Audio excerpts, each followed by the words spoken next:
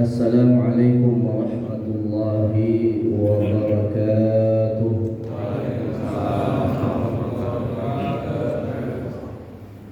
Alhamdulillahilladzi amarna bil imani wal ukhuwati wal jamaah wa nahana 'anit tafarruqi wal adawati wal khusumah. Assalatu wassalamu ala sayyidina wa maulana Muhammadin nabiyir rahmah wa ala alihi wa ashabihi hudatil ummah wa man tabi'ahum bi ihsanin ila yaumil qiyamah. Faqad qala Allah subhanahu wa ta'ala fi muhkami tanzilih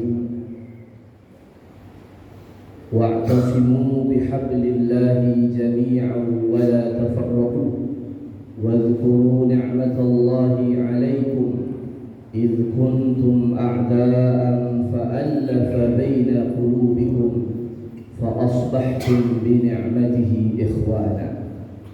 Wa qala 'alaihi salatu wassalam al-jama'atu rahmatun wal furqatu 'adabun.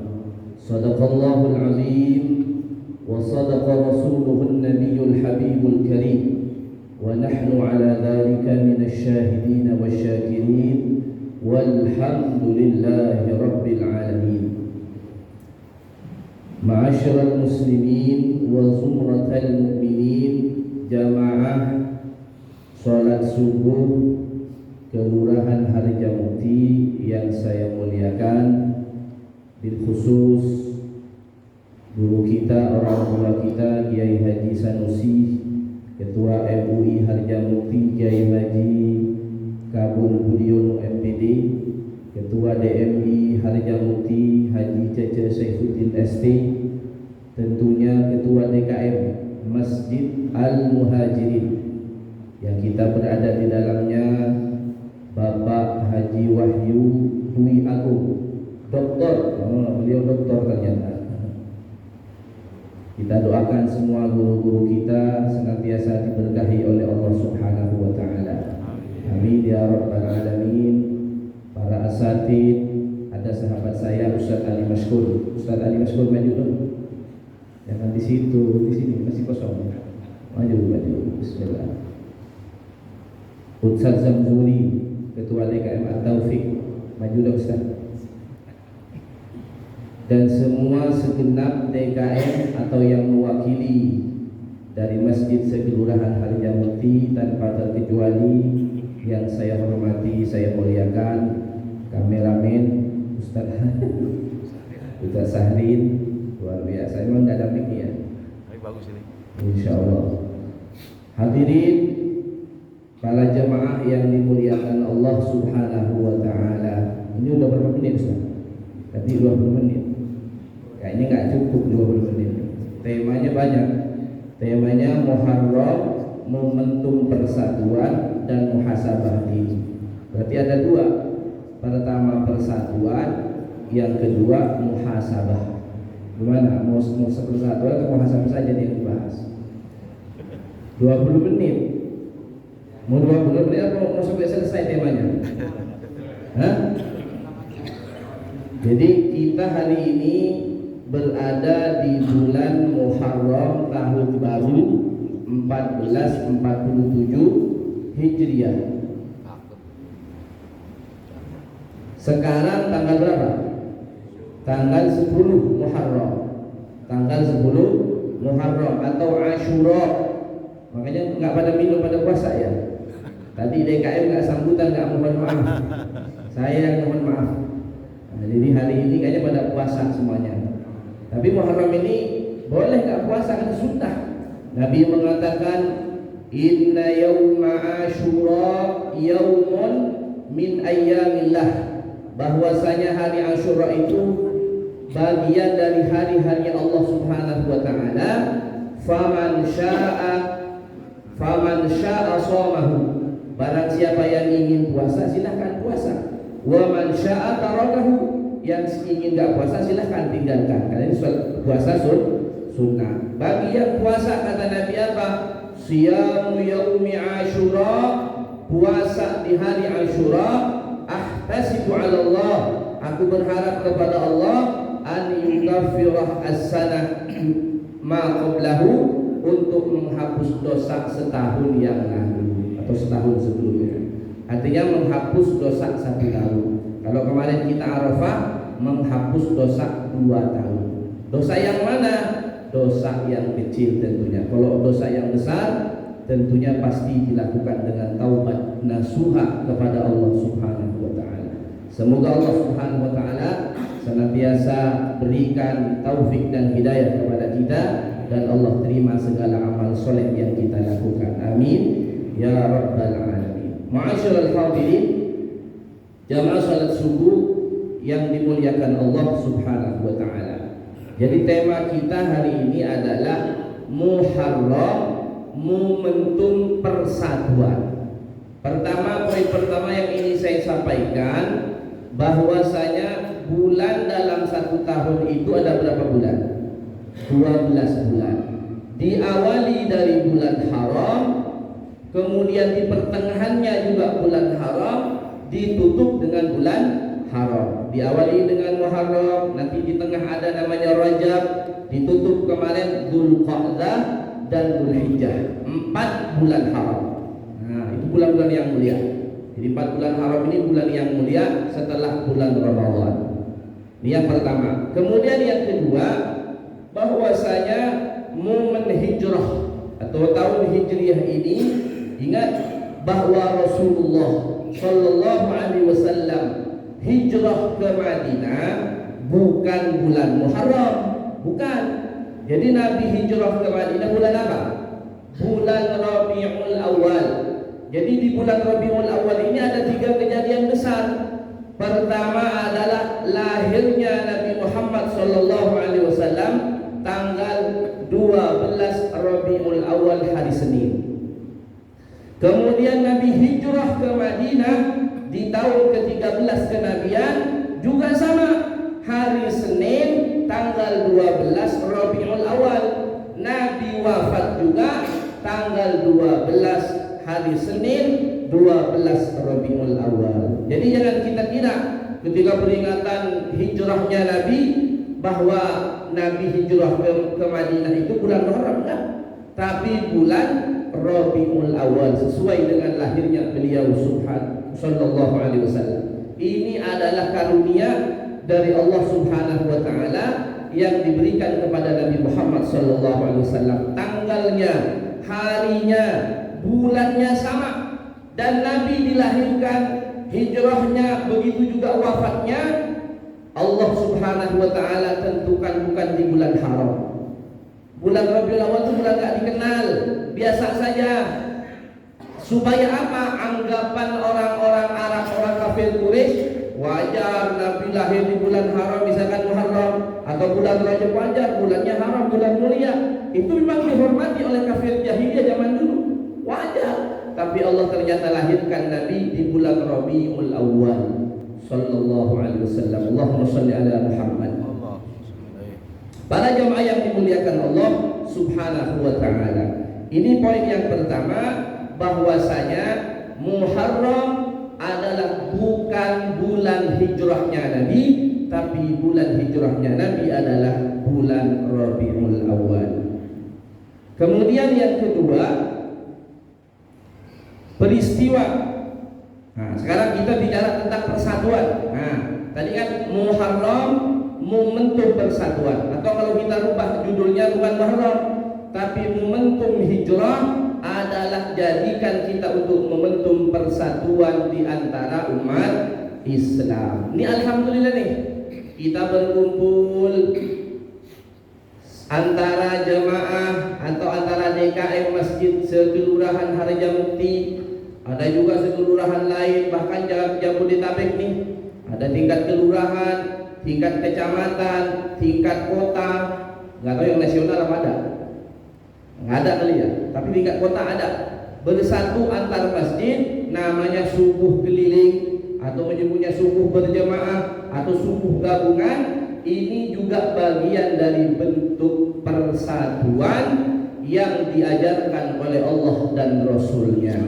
Namun banyak dari umat Islam yang belum sadar dari pelajaran-pelajaran yang Allah berikan kepada kita. Di antaranya adalah, kan judulnya sholat subuh keliling atau sholat subuh berjamaah. Ternyata Allah Subhanahu wa Ta'ala mengajarkan kepada kita dari syariat-syariat yang Allah turunkan kepada kita, yang Allah syariatkan kepada kita, di antaranya sholat berjamaah. Di sana banyak mengandung hikmah-hikmah dan pelajaran-pelajaran yang bisa kita ambil pelajaran di dalamnya. Apa di antaranya? Nih, perhatikan. Ini saya kutip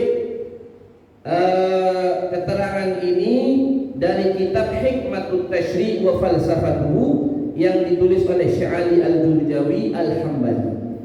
Beliau menulis syariat-syariat Allah Subhanahu wa Ta'ala, menulis hikmah-hikmahnya yang ada di dalamnya.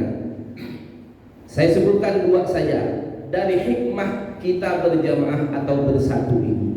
Pertama, kata beliau, annal muslimal faqirah yajibu bijanibil muslimil ghani bila farqin wala tamayyuzin. Bahwasanya dengan kita diajarkan sholat berjamaah 5 kali dalam sehari semalam 5 kali berjamaah. Apa kata beliau? Muslim yang miskin bisa berdiri sejajar dengan muslim yang kaya bila farqin wala tamayyuzin, tanpa ada perbedaan sama sekali. Betul? Halo, minum dulu Pak. Gak ada air ya? Nih saya tanya nih, di Al-Muhajirin sop pertama apa orang kaya semua? Halo? Gak ada. Yang duluan datang ya di depan. Kalau mau di depan dia. Kadang yang datang duluan malah di belakang. Betul gak? Dan malah yang datang duluan anak-anak yang sering di masjid. Gak ada cerita sop pertama orang kaya, kekayaan yang triliun misalkan, atau yang punya mobil Alphard misalkan. Yang nomor 2 yang di bawahnya di belakang Pajero misalkan. Gak ada. Jadi muslim yang miskin dengan muslim yang kaya bisa sejajar berdiri di satu shaf bila farqin wala tamayyuzin, tanpa ada perbedaan. Kenapa?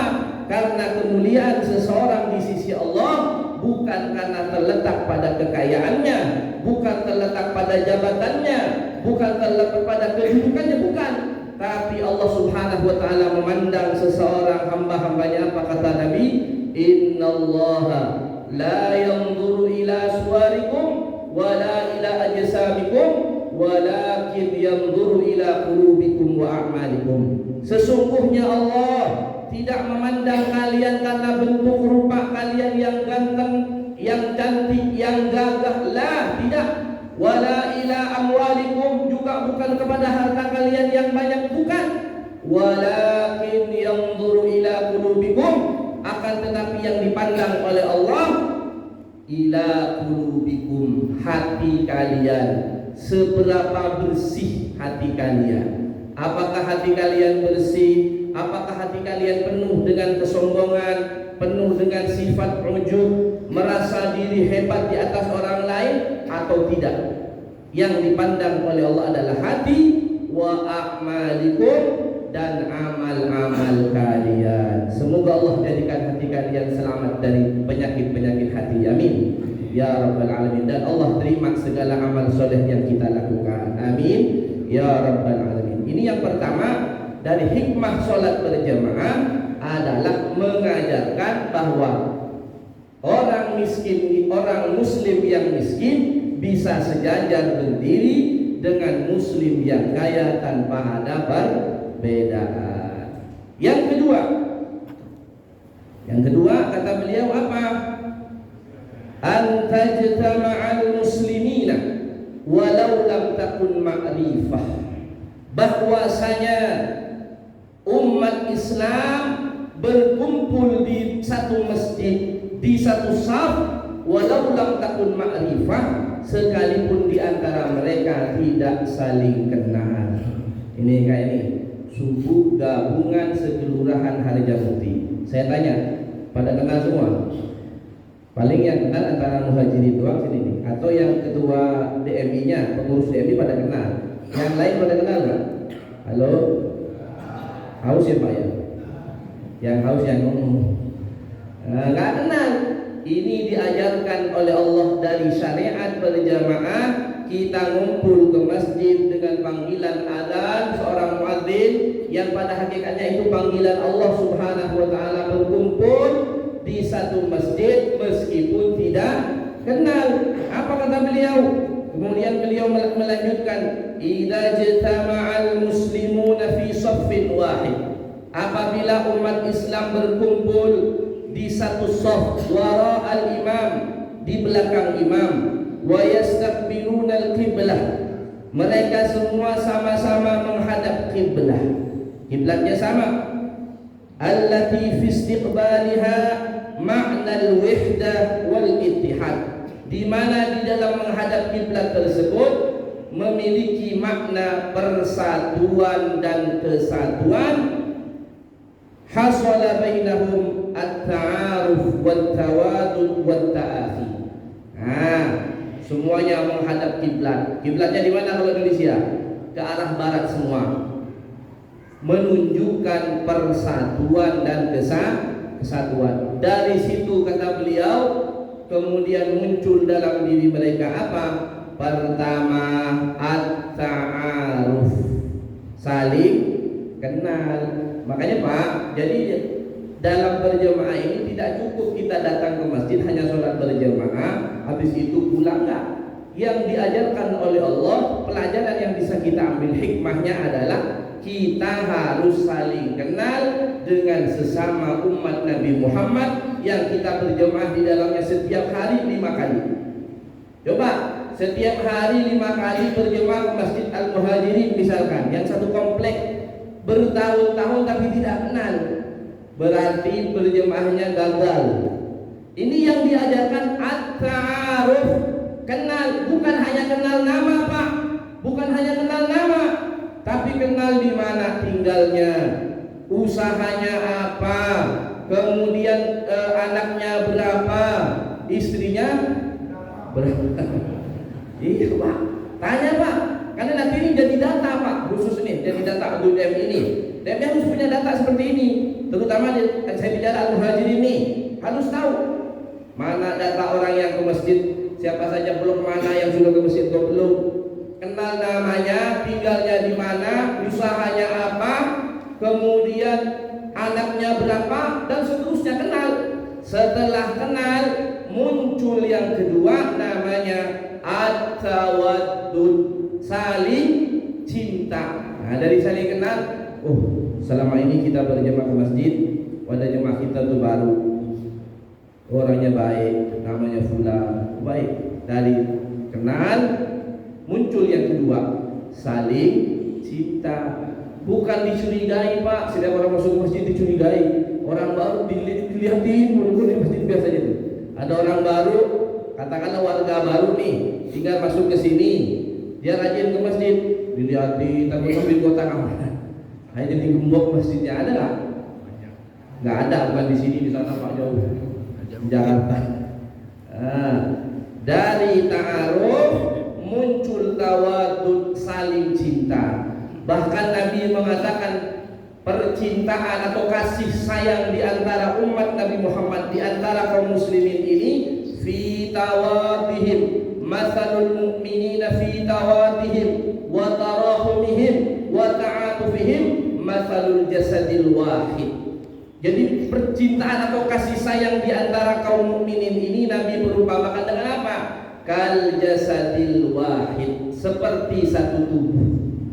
Jadi kita ini diikat oleh iman, diikat oleh Islam, diikat oleh satu akidah.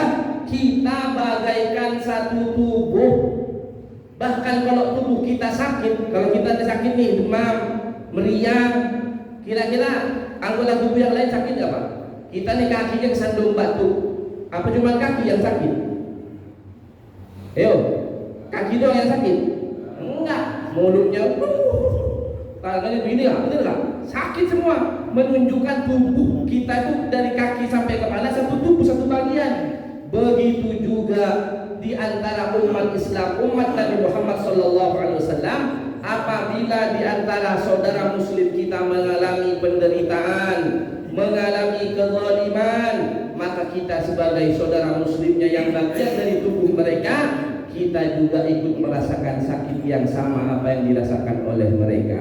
Seperti yang terjadi di Gaza, Palestina sampai saat ini, yang dibombardir, dibantai dengan keji, dengan barbar oleh Zionis Israel. Maka kita sebagai muslim yang ada di Indonesia ini turut prihatin kepada mereka, minimal adalah mendoakan mereka, karena doa kita adalah bagian dari senjata untuk memenangkan atau untuk menolong mereka dari doa-doa kita. Hadirin yang dimuliakan Allah Subhanahu wa taala. Jadi dari at-ta'aruf, saling kenal, muncul yang kedua at-tawaddud, saling cinta, dan yang ketiga namanya at-ta'akhi, saling bersaudara. Jadi dari saling kenal, saling cinta, baru bersaudara. Kamu saudara saya, udah jadi saudara tuh. Tadinya saudara muslim, udah saudara dekat, udah kayak saudara kandung. Kemudian yang berikutnya apa? Dari saudara muncul yang berikutnya at-ta'awun, saling tolong menolong. Udah bantu, udah saling bantu. Dan yang terakhir adalah at-takaful, saling sepenanggungan. Ini kelihatannya ada jemaah di masjid ini kayaknya nggak punya apa-apa deh. Kayaknya kontrak, kemudian anaknya pada sekolah, dia rajin ke masjid, orangnya baik.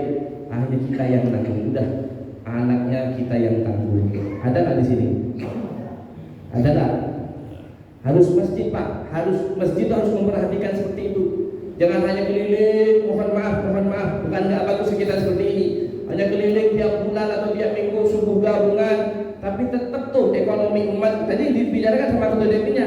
Jadi menyatukan itu bukan hanya persatuan fisik Pak. Yang diinginkan oleh Allah dan Rasulnya bukan hanya persatuan fisik berkumpul begini nih, tapi hatinya bercerai-berai. Kalau ada umat Islam, fisik dia bersatu, hati bercerai-berai, itu di dalam Al-Quran disebut dengan ciri ahlul kitab, Yahudi dan Nasrani, dan juga orang-orang munafik. Na'udzubillah min dzalik. Orang munafik itu kelihatan bersatu, tapi hatinya bercerai-berai. Disebutkan oleh Allah dalam Al-Quran apa? Tahsabuhum jami'an wa qulubuhum syatta. Mereka kelihatan bersatu, berjamaah, subuh gabungan mungkin, keliling ikut lagi, tapi hatinya bercerai-berai. Bukti bercerai-berai gimana Pak? Kita lihat tuh, ketika ada urusan umat, misalkan urusan umat yang seharusnya kita harus satu suara, malah dia pecah sendiri. Dulu di Jakarta Pak, mohon maaf, Jakarta dulu pernah ada pilkada DKI, yang satu calonnya mukmin, yang satu kafir. Tahu kan? Tahun berapa Pak? Halo. Ini orang masjid pecah Pak, ada bang ada. Di sini bukan Jakarta kan, Depok. Pecah, menunjukkan kemunafikan banyak. Ternyata dari pengurus masjid, dari jemaah masjid, bahkan DKM dari masjid tersebut, enggak sedikit yang milih orang kafir. Na'udzubillah min dzalik. Berarti selama ini dia kelihatan bersatu, tapi hatinya bercerai-berai. Harusnya seorang yang beriman umat Nabi Muhammad dengan pelajaran sholat berjamaah ini, mereka bukan hanya bersatu fisik, tapi hatinya kata Allah dalam tadi yang ayat dibacakan oleh Ustaz Hasan apa? Fa'allafa baina qulubikum. Yang bersatu, yang mengikat adalah hati-hati kita semua.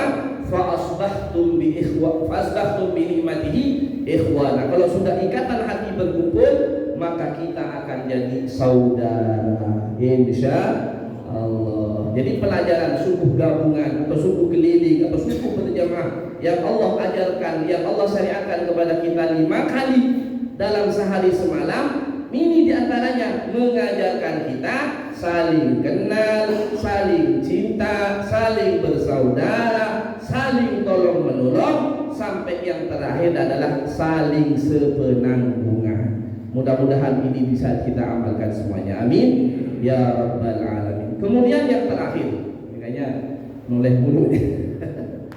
Nah, yang terakhir. Lanjut apa? Cukup. Nah, yang terakhir, bahwasanya momen hijrah ini, bahwa ketika Nabi hijrah ke Madinah, apa yang Nabi bangun? Yang pertama adalah membangun masjid.